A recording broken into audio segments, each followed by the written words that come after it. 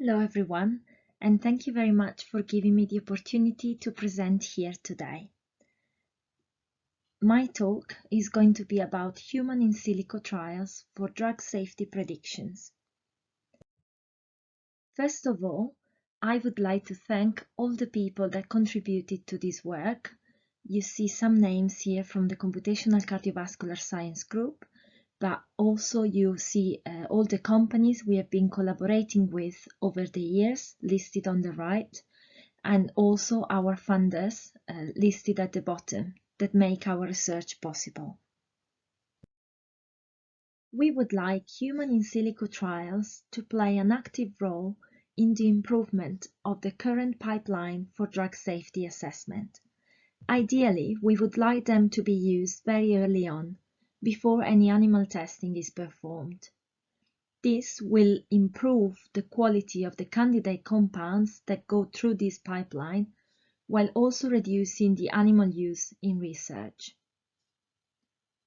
Over the last 5 to 6 years, we have been working on building confidence in human in silico trials. While it was quite easy to demonstrate their advantage in terms of time and cost, we had to work hard to prove that their quality was also as good as or even better than the current available methodologies. The way we did this has been through the publication of many validation studies that you see listed here on the right. Each of them had a particular focus and was investigating a particular aspect of in silico trials and was performed in collaboration with a different experimental or pharma collaborators. In this talk today, I'm going to give you an overview of a few of these studies and of the path that we follow in the last 5 years.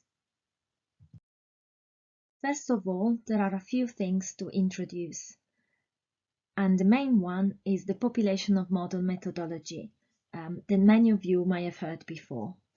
The idea is to move from the idea of the average computer model and try and capture the variability that we see in the experimental data.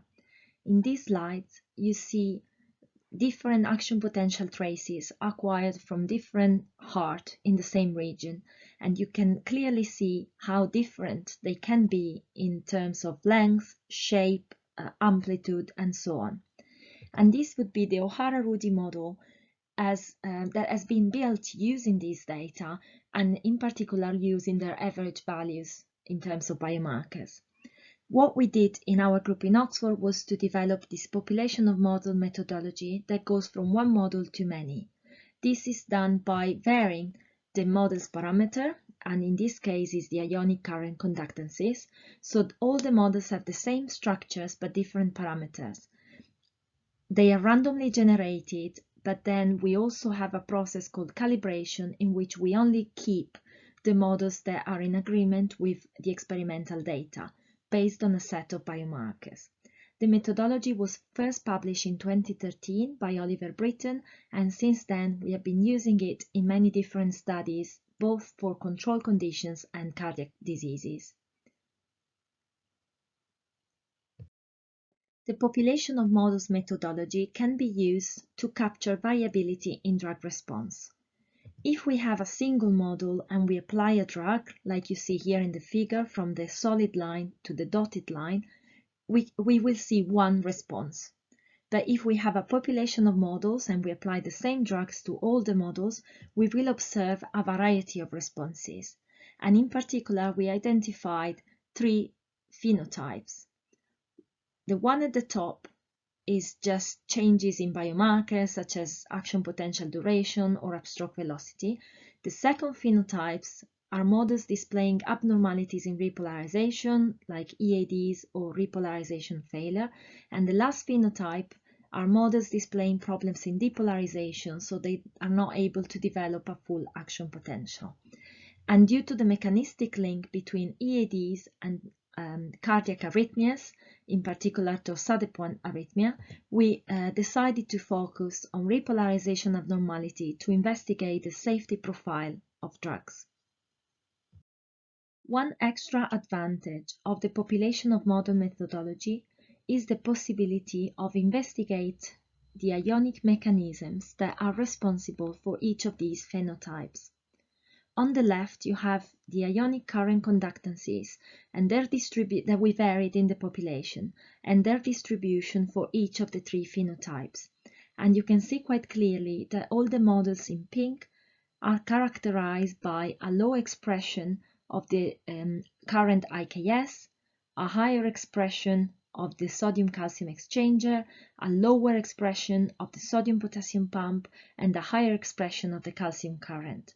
And these properties are in agreement with the literature about the importance of these mechanisms for repolarization and their role in long QT syndromes that could be caused by drugs.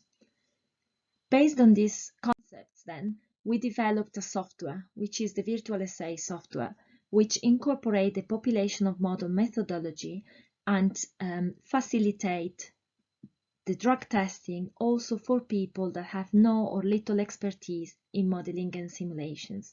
And the software is available for free within academia. The way the software works is it contains at the core of the software a population of models. This is a control population that has been designed as needed, and then we incorporate drug effects on the ion channels by using IC50s and Hill coefficient, and we explore the drug-induced changes in a series of action potential and calcium biomarkers. The whole procedure is quite quick. To generate a population can take up to 30 minutes for 1,000 models, and then to test a drug, this is quicker and it can be done in about 5 minutes for 300 models. And these numbers are calculated with a standard desktop computer. Using virtual assay, we published our first study on human in silico trials. This was based on a population of more than 1,000 models and a data set of 62 reference compounds for which the torsades-de-pointes risk was known. Based on the occurrence of repolarization abnormality in silico, we were able to predict the clinical risk of compounds with almost 90% accuracy. This was higher than the accuracy we would have achieved by using action potential prolongation alone, and it was most importantly much higher than the accuracy we would have achieved by only using a single model. And this is because the single model is not very likely to develop abnormalities in repolarization, even for high-risk compounds. These results compared very well with what available in literature for animal studies that were ranging from 75 to 85%. As I said before, one of the key advantages of using population of models is the possibility of investigate the ionic mechanisms responsible for a specific drug-induced phenotypes. From this study, what we also understood was which currents are up or down regulated in the models displaying repolarization abnormalities. And these findings were very important for the next study, which was about a new biomarker, the electromechanical window. We decided to use the electromechanical window, which is usually defined as the delay between electrical and mechanical systole, because there was experimental evidence in vivo guinea pig that a shortening of the electromechanical window is associated to risk of drug-induced arrhythmia. Since our simulations were performed in single cells, we defined a surrogate biomarker for the electromechanical window as the difference between the calcium transient and the action potential duration. We had a dataset of 40 reference compounds thanks to our collaborators at Merck, and we constructed a population of about 100 models based on the ionic mechanisms that I quickly showed in the slide before, to make sure these models were more prone to develop repolarization abnormalities. In this study, we achieved again an accuracy of 90%, so very similar to the one we obtained before, based on repolarization abnormalities alone. However, there were two key advantages. The first is that these results were achieved at a much lower tested concentration, 10 times instead of 100 times the free therapeutic concentration. And also these results were achieved with much less models, 100 instead of 1,000. And both these aspects substantially reduce the computation time, thus speeding up in silico trials. In the second part of the talk, I would like to show you the results of the two most recent studies still unpublished. To do so, I need to introduce new models that we developed in recent years. The first one is the TOMEC model that was published in 2019 and developed by Jakob Tomek. This model is based on the O'Hara-Rudy model, and the idea was to keep all its positive properties, but also addressing some inconsistency, and mainly the fact that when blocking the fast sodium current, we have a positive inotropic effect, which is not physiological in the O'Hara-Rudy model. To do so, we kept two strictly calibration and validation processes, and we used as much as possible human data. Every change was mechanistically guided, and there was a final optimization via genetic algorithm. Here you have a summary of the main changes, which are a deep revision of the calcium current, a replacement of the Hür current, and all the currents had some minor changes. All the currents in orange in the figure had some minor changes. Based on the TOMEC model, Francesca Margara developed a novel human model of cardiac electromechanics. This combined the electrophysiology from the TOMEC model with the mechanic of the land models, and the two models are coupled together through calcium. From this model, we can obtain information on action potential, calcium transient, and also active tension. Using the electromechanical model, we performed human in silico trials on cardiac electrophysiology and contractility. This study is still unpublished, but you see here some results for three different types of reference compounds. The things to point out are that thanks to the population of electromechanical models, we can now estimate drug-induced changes from the action potential through the calcium transient up to the active tension.